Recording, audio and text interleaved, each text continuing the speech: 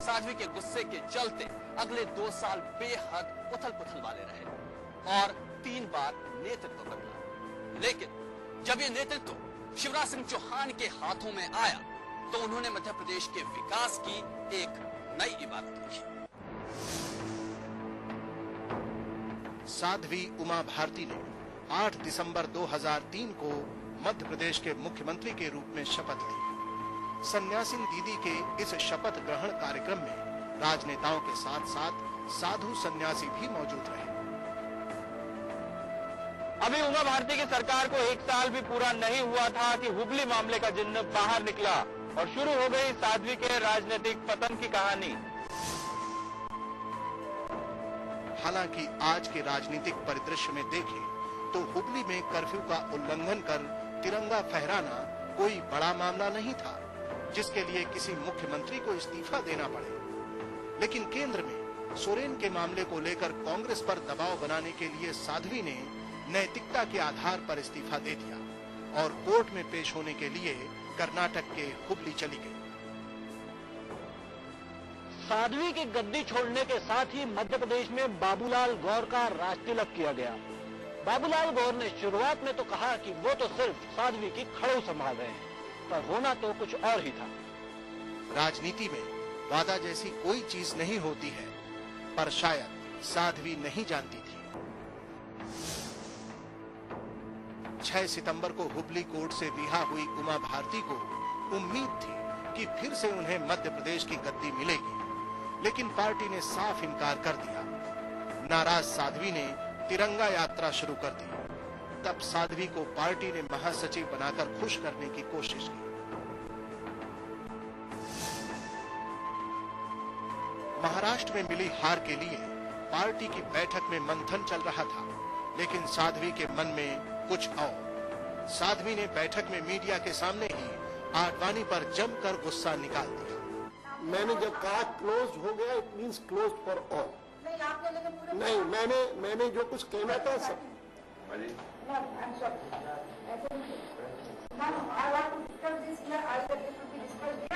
यहाँ 4-5 लोग ऐसे बैठे हैं तो और ब्रीफिंग करते हैं। राज्यसभा में है, कोई काम है नहीं, जनता के दुख कभी जाते नहीं है और हम लोग की इज्जत की धज्जियां उड़ाएंगे। और मैं आपको कह करवा रही, आप उस पर अनुशासनहीनता की कार्रवाई करें। अब तक तो साध्वी को पार्टी बर्दाश्त कर रही थी, लेकिन मीडिया के सामने इस अनुशासनहीनता को बर्दाश्त नहीं किया गया और पार्टी से उन्हें निलंबित कर दिया गया। मध्य प्रदेश में बीजेपी ने जोरदार जीत के साथ सत्ता पर कब्जा तो कर लिया, लेकिन पिछले 2 सालों में प्रदेश का नेतृत्व लड़खड़ाता रहा। पार्टी गौर और साध्वी के बीच में बटी हुई थी, लिहाजा पार्टी को एक ऐसे नेतृत्व की जरूरत थी जो न सिर्फ इस गुटबाजी को खत्म कर सके बल्कि विकास की एक लहर ला सके। बाबूलाल गौर के बाद मध्य प्रदेश का अगला मुख्यमंत्री कौन हो? पार्टी चाहती थी कि एक ऐसा नाम, एक ऐसा चेहरा निकल कर आए जो पार्टी के लिए अनुशासित हो और पार्टी आलाकमान की बात को भी मांगे, अनुशासनहीनता ना करे। इसको लेकर माथापच्ची हुई और बहस इस बात को लेकर भी हुई कि आखिर वो कौन सा नाम है। कई मंत्रियों के नाम सामने निकल कर आए, लेकिन आखिरकार पार्टी आलाकमान ने एक ऐसा नाम तय किया जो केंद्र में पार्टी संगठन से जुड़ा हुआ था, महासचिव के पद से जुड़ा हुआ था और कहीं न कहीं प्रदेश अध्यक्ष की जिम्मेदारी भी सौंपी गई थी। पार्टी ने आखिरकार शिवराज सिंह चौहान का नाम तय किया।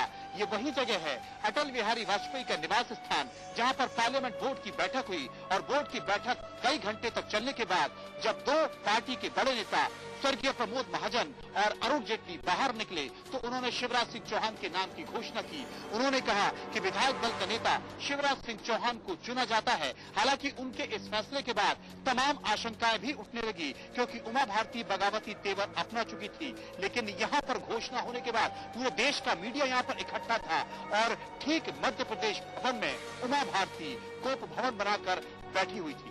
प्रदेश में विधायकों के बीच गुटबाजी बढ़ती ही जा रही थी और उमा भारती धीरे धीरे विधायकों की गोलबंदी कर रही थी।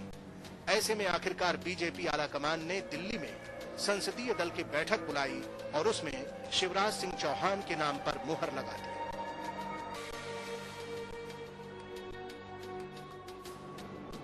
संसदीय बोर्ड की बैठक में जब इस बात का फैसला हो गया कि शिवराज सिंह चौहान विधायक दल के नेता होंगे, उसके बाद उमा भारती ठीक इसी मध्य प्रदेश भवन में 203 नंबर कमरे में पहुंची और उनकी आंखों से आंसू टपक रहे थे। मैं उस वक्त 203 नंबर कमरे में पहुंचा और जब मैंने उमा भारती से पूछा कि पार्टी का ये कैसा फैसला है, उन्होंने उस वक्त कहा कि पार्टी ने मेरे साथ धोखा किया है। मैंने सरकार बनाई लेकिन पार्टी ने मुझे बीच में हटा दिया। लेकिन जब उनसे एक सवाल पूछा गया कि क्या लगातार आपने पार्टी के खिलाफ अनुशासनहीनता नहीं की, आपने पार्टी के बड़े नेताओं की बात नहीं मानी, तो उनके पास इसका कोई जवाब नहीं था। बीजेपी संसदीय दल की बैठक में ये फैसला कर लिया गया कि विधायक दल के नेता शिवराज सिंह चौहान होंगे, लेकिन बीजेपी के आला नेताओं को ये मालूम था कि उमा भारती उनकी बातों को नहीं मानेगी और इसी के चलते बीजेपी के बड़े नेताओं ने नए सिरे से रणनीति बनाई और उस समय प्रमोद महाजन और अरुण जेटली को पर्यवेक्षक के तौर पर भोपाल भेजा। प्रदेश में लगातार बढ़ रही गुटबाजी और उमा भारती के उसे हवा देने के बाद आखिरकार बाबूलाल गौर को जाना पड़ा। लेकिन इसके बावजूद गद्दी पाने की साध्वी की लालसा पूरी नहीं हो सकी। संसदीय दल की बैठक के बाद भोपाल में विधायक दल की बैठक में भी विधायकों ने प्रदेश अध्यक्ष शिवराज सिंह चौहान को अपना नेता चुन लिया। साध्वी और उनके 17 समर्थकों ने इस बैठक का बहिष्कार किया और इस दौरान भोपाल में जमकर हंगामा भी हुआ।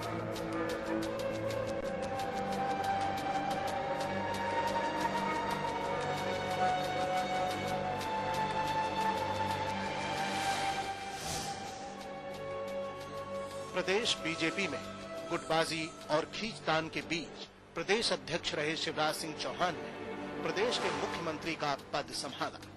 नई दिल्ली, पंत मार्ग, बंगला नंबर 7, यही वो मकान है जहां बतौर सांसद शिवराज सिंह चौहान उम्मीदों का आसमान लेकर आए थे। अपनी सहजता, कर्मठता और रणनीतिक कौशल के बदौलत पार्टी आलाकमान के दिलो दिमाग में उन्होंने जगह बनाई और वो दिन आ ही गया और वो बाजी जीत गए। मैं शिवराज सिंह चौहान ईश्वर की शपथ लेता हूं कि मैं विधि द्वारा स्थापित भारत के संविधान के प्रति सच्ची श्रद्धा और निष्ठा रखूंगा। कहने को तो ये मुख्यमंत्री का पद था, लेकिन उससे कहीं ज्यादा ये कांटों भरा ताश था। इस बीच पार्टी ने इतना जरूर किया कि अनुशासनहीनता बरतने के आरोप में उमा भारती की 5 दिसंबर को बीजेपी से विदाई कर दी। 29 नवंबर 2005 2 साल के बीजेपी सरकार के कार्यकाल में तीसरे मुख्यमंत्री ने शपथ ली और लोगों में ये संदेश जाने लगा कि बीजेपी के नेताओं में नेतृत्व क्षमता नहीं है। लेकिन इस बार ऐसा नहीं था। इस बार कमान एक ऐसे मजबूत हाथों में थी जिसने प्रदेश की दिशा और दशा बदल दी।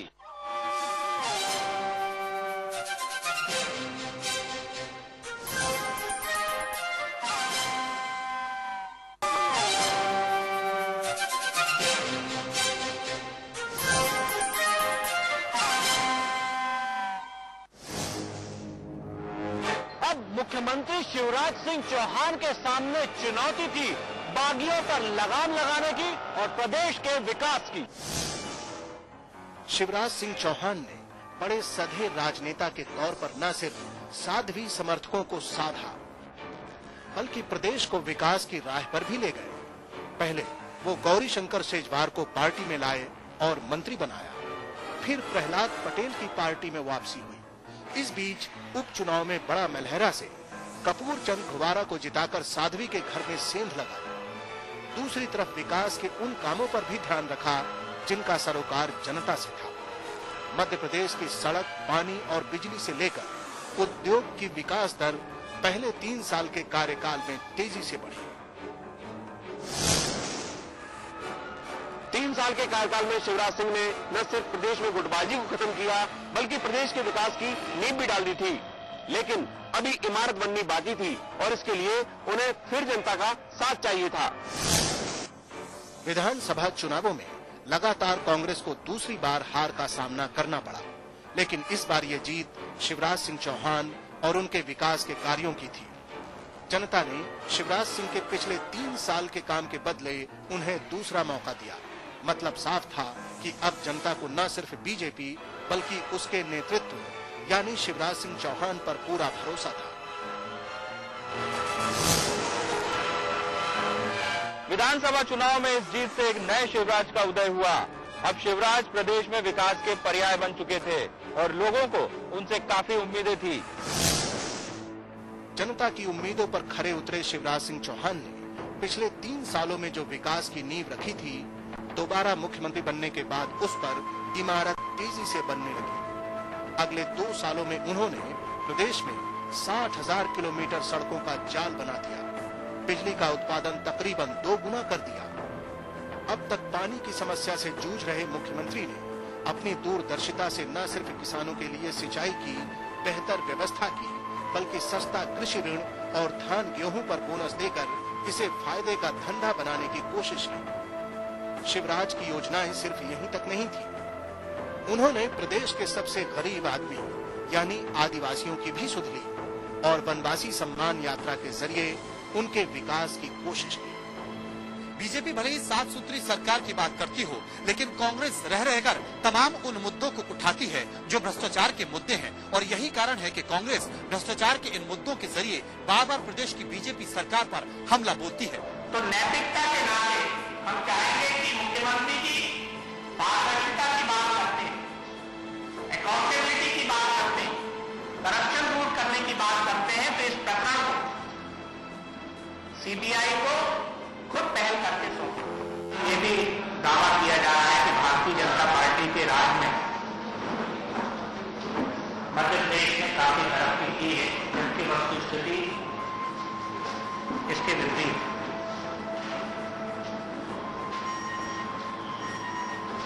विकास की बात नहीं जा रही और गौरव दिवस की बात नहीं जा रही।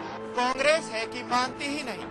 कांग्रेस के 10 साल तक मुख्यमंत्री रहे दिग्विजय सिंह जब जब प्रदेश के प्रवास पर होते हैं तो सिर्फ उनके निशाने पर बीजेपी के विकास कार्य रहते हैं।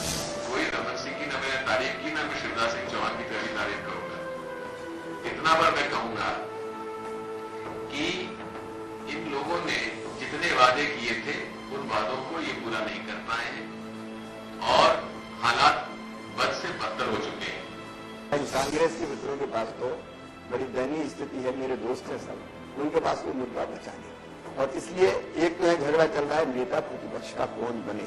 जो सबसे ज्यादा बोलेगा, सबसे ज्यादा नारे लगाएगा, सबसे ज्यादा शिवराज की आलोचना करेगा, वो नंबर ज्यादा प्राप्त करेगा, ये उनको लगता है। एक तो इंटरनल लड़ाई की कौन नेता प्रतिपक्ष बने, इसलिए एक दूसरे से आगे निकलने की होड़। मैं बसाना चाहता हूँ स्वर्ग धरती पर, आदमी जिसमें रहे बस आदमी बनकर, उस नगर की हर गली तैयार करता हूँ, उस नगर की हर गली तैयार करता हूँ, आदमी हूँ आदमी से प्यार करता हूँ, आदमी